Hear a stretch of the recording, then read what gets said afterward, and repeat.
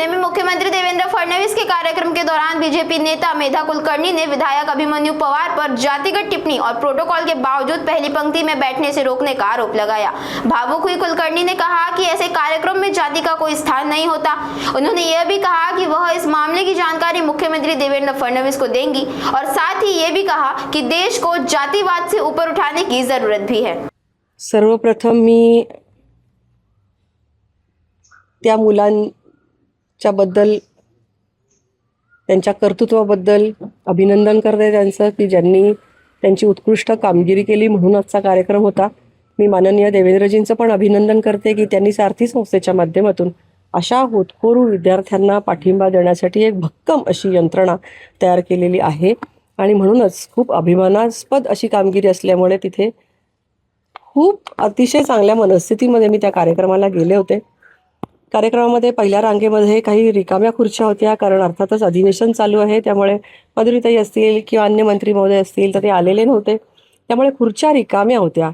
अधिकारी असं म्हणत होते की जर का ह्या खुर्च्या रिकाम्या असतील तर मेधा कुलकर्णींचा प्रोटोकॉल त्याच्यानंतर इमिजिएट आहे, कारण खासदार तिथे कोणीच नव्हतं आणि शिवाय माझ्याकडे एक कमिटीचं अध्यक्षपद आहे आणि म्हणून ते मला म्हणत होते की आपण इथे बसा। मी म्हटलं की नरेंद्र पाटील हेही बसू शकतात, कारण ते महामंडळाचे अध्यक्ष आहेत, म्हणजे ते आमदार आहेत पण महामंडळाचे अध्यक्ष आहेत। अभिमन्यू पवारांना स्वतःला त्या ठिकाणी बसायचं होतं म्हणून त्यांची खूप धावधाव तिकडे चालली होती की मी बसतो। अधिकारी असं म्हणाले की ह्याच्यानंतर मेधा कुलकर्णीचं नाव येतं, तर ते असं म्हणाले की हा कार्यक्रम मराठा समाजाचा आहे आणि तुम्ही तिथे बसल्यानंतर कॉन्ट्रोवर्सी होईल। हा कार्यक्रम नक्कीच अभिमानास्पद कामगिरी करणाऱ्या मराठा समाजातील कर्तृत्ववान मुलांचा आणि त्यांना शाबासकी देण्याचा कार्यक्रम आहे, पण कार्यक्रम शासनाचा आहे आणि शासकीय प्रोटोकॉलनुसार खुर्च्यांची रचना केलेली असते, त्यांची जात बघून खरंच रचना केलेली नसते। आणि दुसरं म्हणजे मी कुठंही आजपर्यंत माझी कारकीर्द बघा, मी कुठल्याही कार्यक्रमात गेले तरी लोकांना आवाहन करते की आपण हिंदू म्हणून जगलं पाहिजे। जातीचा विषय आला कुठे, इथे बसू नका। हा अभिमन्यू पवार जेव्हा इलेक्शनला सामोरे जात होते तेव्हा त्यांनी मला अक्षरशः फोन करून माझ्याकडे या, ब्राह्मण समाजाचा मेळावा ठेवणार आहे, तुम्ही त्यांना आवाहन केलं पाहिजे मला मतदान करण्यासाठी, तुम्ही नक्की या। माझी तब्येत ठीक नव्हती तरी पण मी लांबचा प्रवास करून त्यांच्यासाठी गेले, ब्राह्मण समाजाला आवाहन केलं की अभिमन्यूजींच्या पाठीमागे उभं राहायचंय। 1% सगळी मतं, एक गठ्ठा मतं पडली पाहिजेत अभिमन्यूजींना आणि नक्कीच आमच्या समाजाने सुद्धा मतदान केलं आणि त्या समाजाचा प्रश्न येतच नाही। सगळ्यांनी विचारांच्या पाठीमागे उभं राहिलं पाहिजे।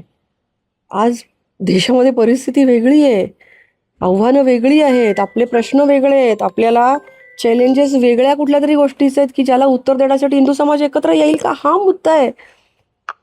एकमेकांच्या जाती काढून काय फायदा आहे?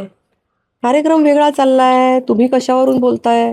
मला सफोकेट झालं तिथे, मी निघून आले तिथून, मला चुकीचं वाटलं ते। आणि त्याच्या अगोदर, कार्यक्रम सुरू होण्याच्या अगोदर माननीय देवेंद्रजी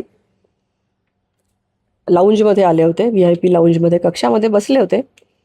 एक समुदाय त्यांना भेटला काही कामानिमित्त, म्हणजे अर्थातच गंभीर परिस्थितीतली एक केस होती, त्या संदर्भात ते भेटले। मी पण एक अशीच गंभीर केस घेऊन आले होते, ज्यांच्याविषयी ती केस होती, जे न्यायासाठी झगडतायत ते माझे मराठा समाजातले बांधव होते, त्यांना मी घेऊन गेले होते। अभिमन्यूजी म्हणत होते हे नाही आत येणार, ते नाही यांना भेटणार, ते नाही, तुम्ही आत यांना बोलवू नका, ओ मोहिते तुम्ही यांना आत पाठवू नका। अरे मी पण इथली एक रिस्पॉन्सिबल पदाधिकारी आहे, मी काही लोकांना स्थानिक प्रश्न घेऊन आलेली आहे, देवेंद्रजींना हा विषय माहिती आहे, देवेंद्रजी त्यांच्याशी अतिशय चांगल्या पद्धतीने बोलले, न्याय देण्याचं आश्वासन दिलं।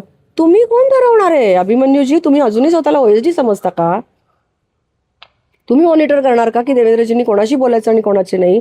तुम्ही इथल्या पोलिसांना, मोहिते वगैरे मंडळींना तुम्ही सांगणार का की मेधा कुलकर्णींबरोबर आलेली माणसं आत सोडू नका, मी बोलवलेली माणसं आतच सोडा, बाकीच्या कोणाला आत सोडू नका, हे तुम्ही ठरवणार का?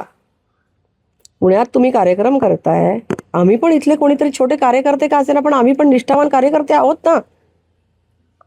आता त्यांचं असं म्हणणं आहे की त्यांचा गैरसमज किंवा त्यांनी व्यक्त केली असं त्यांचं म्हणणं आहे। या वाक्यावरून वेगळा काय समज असू शकतो? या वाक्याचा वेगळा कोणता समज काढला जाऊ शकतो की हा मराठा समाजाचा कार्यक्रम आहे आणि तुम्ही बसला तर कॉन्ट्राव्हर्सी होईल याच्या वाक्यातून माझं मराठी अतिशय चांगलं आहे, याचा आणखीन वेगळा कुठला मतितार्थ निघू शकतो मला सांगा.